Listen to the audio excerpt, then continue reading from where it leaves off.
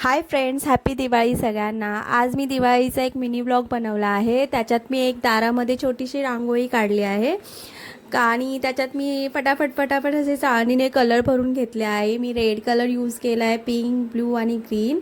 Actually कसं आहे ना, माझी पोरगी थोडी छोटी आहे ना, ती झोपलेली त्या वेळातच मला थोडं काढावी लागते रांगोळी. तर माझ्याकडे फक्त 5-10 मिनटं होते. त्याच्यात मी पटापट रांगोळी काढली आणि दिवे लावलेत. आणि तसं तर मी त्याच्या अगोदरच, आज ॲक्च्युली दिवाळीचा 3रा दिवस आहे, तरी पण मी त्याच्या अगोदरच दाराला तोरण, लाईटिंग, कंदील हे वगैरे लावून घेतलेलं आहे. तर आमची सगळी तयारी झालेली. जशी की माझ्या नवऱ्याने मला साडी वगैरे आणली आहे चांगली.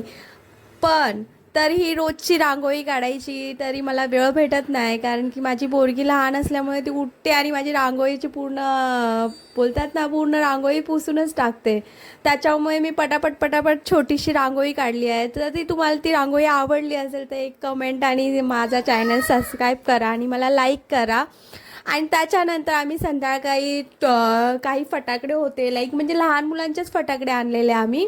पाऊस आणलेला, चक्री आणलेली, त्याच्यानंतर ते आपटी बॉम्ब आणलेले, सुरसुर बत्ती आणलेली. हेच फटाकडे आम्ही फोडले, कारण की जास्त आवाजाचे फटाकडे सगळ्यांसाठीच हानिकारक आहेत आणि ते योग्य पण नाही, आणि लहान मुलांसाठी तर ते योग्यच नाही आहेत. त्याच्यामुळे खूप सारे म्हणजे बोलतात ना, कुठे आग लागते, कधी कधी प्लास्टिकवर ते राहून जातं, तर ते त्याच्यामुळे पण त्याचं हानी पोचते लोकांना. त्याच्यामुळे शक्यतो लहानच फटाकडे यूज करा आणि तुमची दिवाळी एन्जॉय करा. आम्ही हे तेच केलं. आम्ही लहान फटाकड्यामध्येच आम्ही खुश आहोत आणि दिवाळी एन्जॉय केली. थँक्यू.